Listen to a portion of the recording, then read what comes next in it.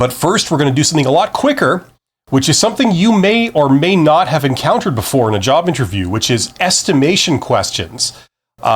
These are not talked about too often, surprisingly, but when people get these, a lot of times, if you've never gotten one of these before or you haven't anticipated it, it throws you for a loop and you don't know how to answer. So if you do get these, hopefully after today, you'll know what to do.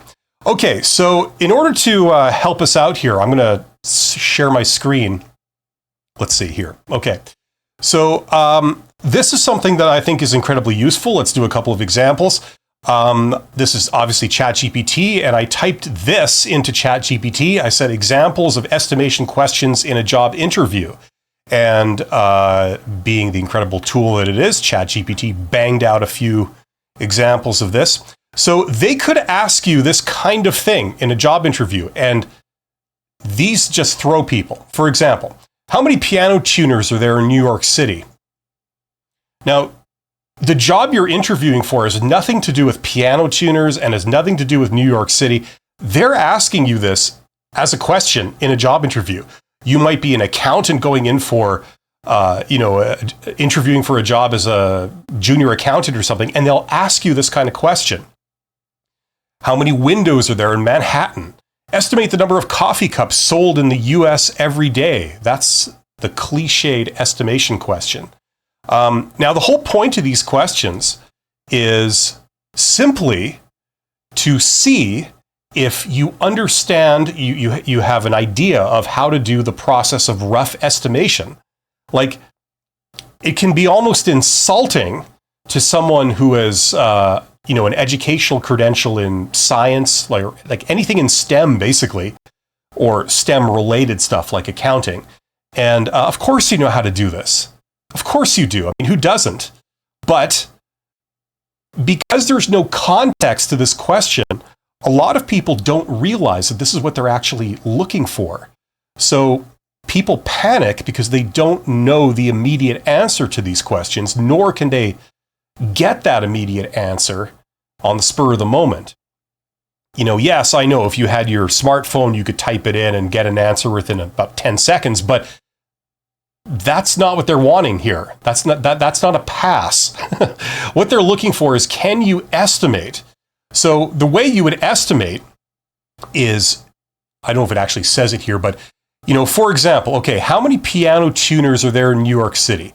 Well, maybe to get a rough estimate of the answer to this, we would start to think of, okay, how many people are there in New York City? Now, I don't know. What? 5 million, 7 million, 10 million, somewhere in there. And how many people on average play piano or would own a piano? I don't know, maybe 1 out of every 1,000, let's say. I don't know. And if there's that many pianos, what would be the ratio between tuners and pianos? Say 100 to 1? So if you can figure 1 out of every 1,000 people owns a piano, okay, so if there's 10 million people in New York, now we're down to 10,000 pianos, okay? And if there's roughly 100 pianos per piano tuner, let's say, professional or amateur, okay, so we're going down from 10,000 down to 100, you could say, well, probably in the order of magnitude of 100 piano tuners in New York City, something like that. So it doesn't really matter what the answer is that you give. It's the fact that you can go through this mental process of trying to approximate what the answer would be, and at least getting it within 1 or 2 orders of magnitude is probably good. And that's all the interviewer is looking for this type of question. Isn't this stupid? Yes, it is. Just if you're wondering, this is a stupid question to ask in a job interview, but for whatever reason, these are relatively popular. Okay, so even if you go in for a non-technical type of job, sort of the cutting edge of recruitment and selection these days is to ask questions like this, just to see if you have these skills that can be demonstrated on the spot in the job interview. So that's an estimation question. So once you realize this is all they're looking for, hopefully it should be relatively easy to answer this type of question. As I say, you don't have to get an answer that's close to the actual answer. You just have to show that you can go through this type of mental process. Hopefully that makes sense.